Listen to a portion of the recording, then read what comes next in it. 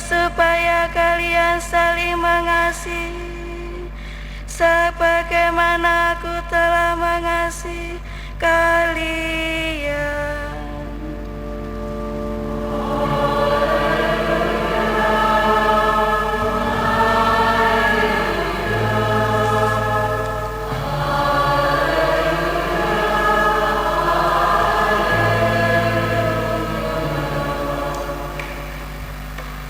Tuhan bersamamu.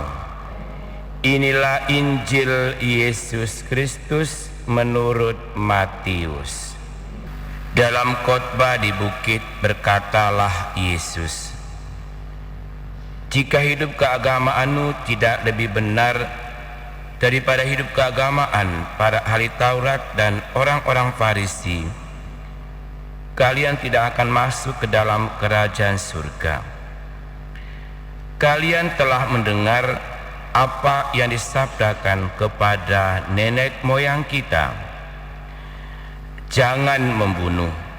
Siapa yang membunuh harus dihukum. Tetapi aku berkata kepadamu, setiap orang yang marah terhadap saudaranya harus dihukum. Barang siapa berkata kepada saudaranya kafir, harus dihadapkan ke mahkamah agama. Dan siapa yang berkata jahil, harus diserahkan ke dalam neraka yang menyala-nyala. Sebab itu, jika engkau mempersembahkan persembahanmu di atas mezbah, dan engkau teringat akan sesuatu yang ada dalam hati saudaramu terhadap engkau, tinggalkanlah persembahanmu di depan mezbah itu, dan pergilah berdamai dahulu dengan saudaramu, lalu kembali untuk mempersembahkan persembahanmu itu. Segeralah berdamai dengan lawanmu selama engkau bersama-sama dia di tengah jalan, supaya lawanmu jangan menyerahkan engkau kepada hakim, dan hakim itu menyerahkan engkau kepada pembantunya, dan engkau dilemparkan ke dalam penjara. Aku berkata kepadamu, sesungguhnya engkau tidak akan keluar dari sana sebelum engkau membayar utangmu sampai lunas." Demikianlah Injil Tuhan. Para saudara yang terkasih di dalam Tuhan, dalam kehidupan kita ada banyak praktek kehidupan yang keliru di dalam pemaknaannya. Banyak orang yang berhenti pada peraturan, bukan kepada pemaknaannya. Misalnya yaitu peraturan selama COVID-19 ini. Gereja kita merupakan juga satu gereja yang sangat ketat dalam hal prokes ini.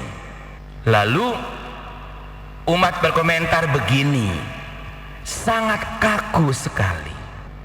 Mungkin mereka tidak memahami ada apa di balik aturan yang sangat ketat itu. Gereja, paroki intinya yaitu bahwa demi kesehatan bersama, maka prokes ini diperketat. Bukan soal ya bahwa kita ini mau membelenggu umat untuk beribadah, tidak. Nah, ini mesti dipahami. Lalu mulai membandingkan dengan yang lain, sebelah itu longgar, jangan ikuti yang keliru, jangan. Prinsipnya ya, jadi kita mengambil maknanya apa sih, yaitu demi kesehatan bersama.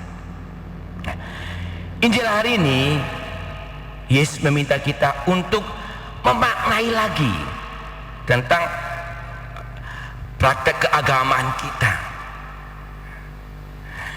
Bagi Yesus tidak hanya luar saja, tapi ya dalamnya harus dibenahi lebih dahulu. Yaitu motivasinya apa? Mungkin rohnya, kalau bahasanya rohnya apa? Isinya apa itu sebenarnya?